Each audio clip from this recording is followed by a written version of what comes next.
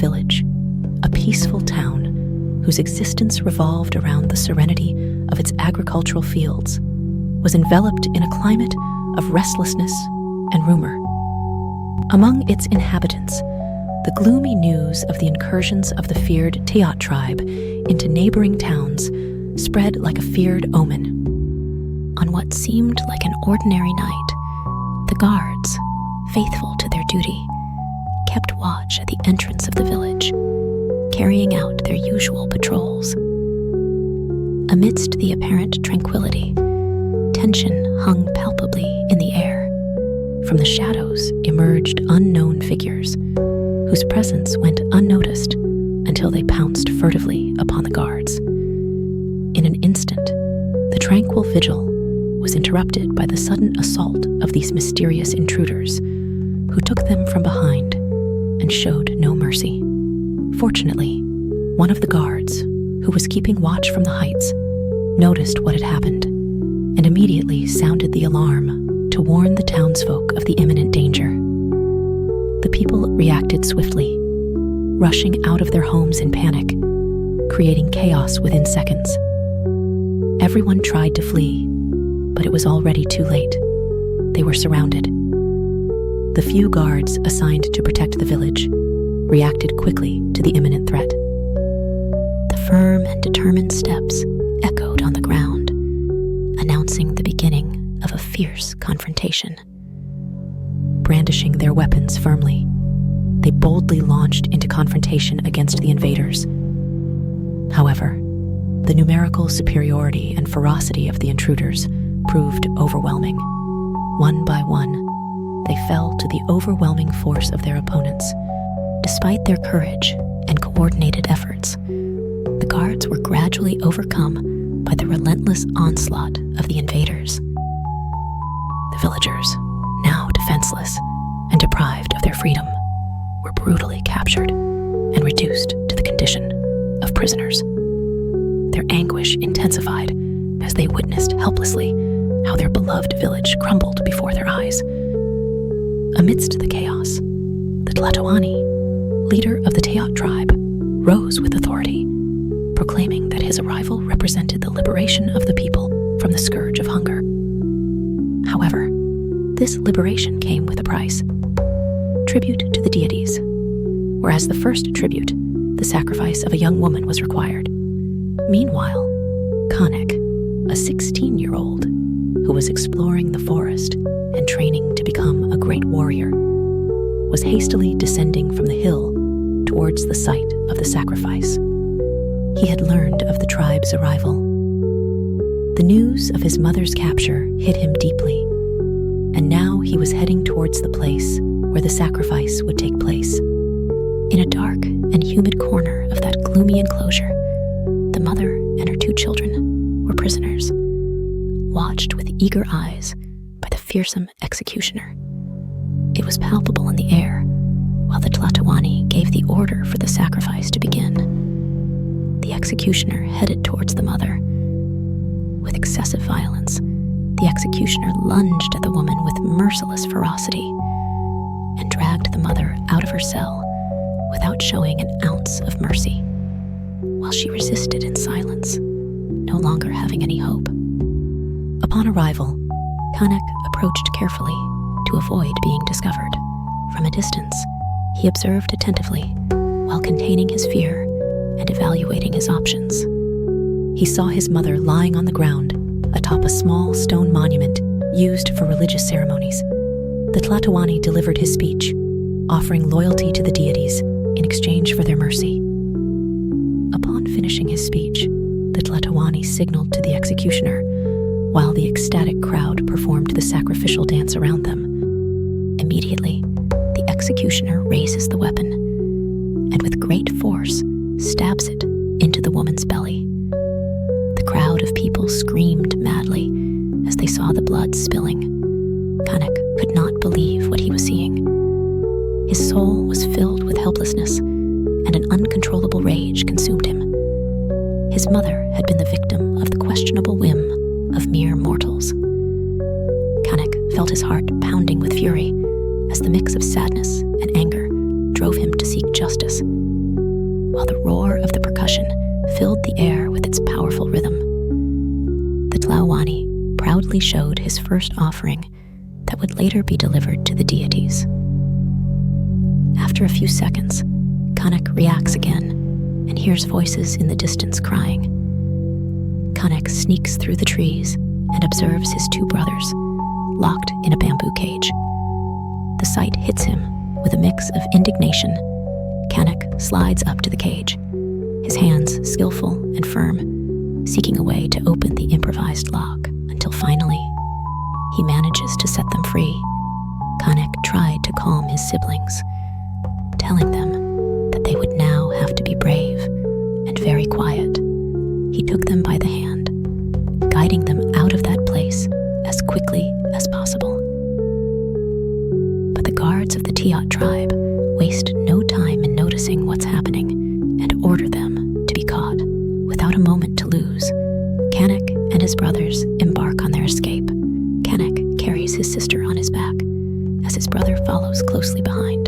The race against time propels them towards the edge of a precipice where the world seems to pause in silence. And behind them, one of the Tiot tribe guards fires an arrow aimed at Canek, who struggles with desperate effort to dodge the mortal projectile. With a cry of anguish, Canek loses his grip, his fingers slipping on the edge of the abyss like rose petals blown by the wind.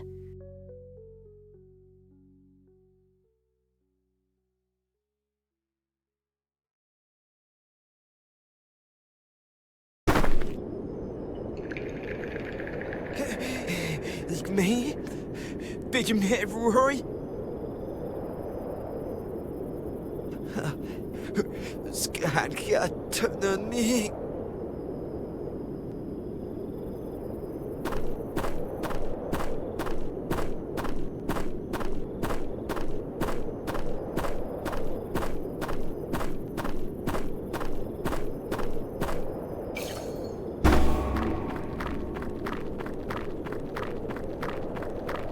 Rashkata skotolun, lila skotolune.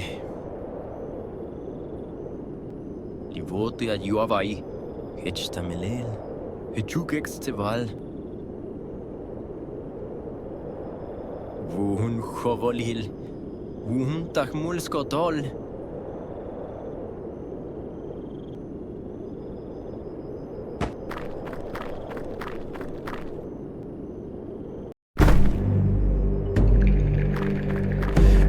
Kavanike.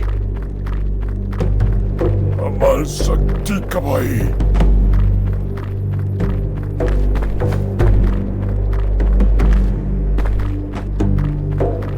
Klonek lihavan kitak. Chak babai.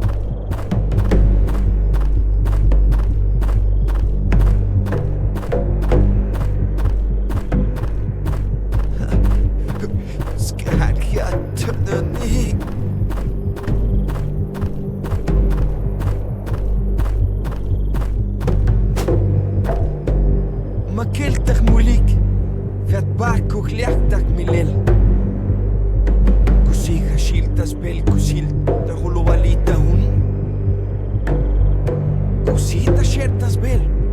Vehicule do kulil.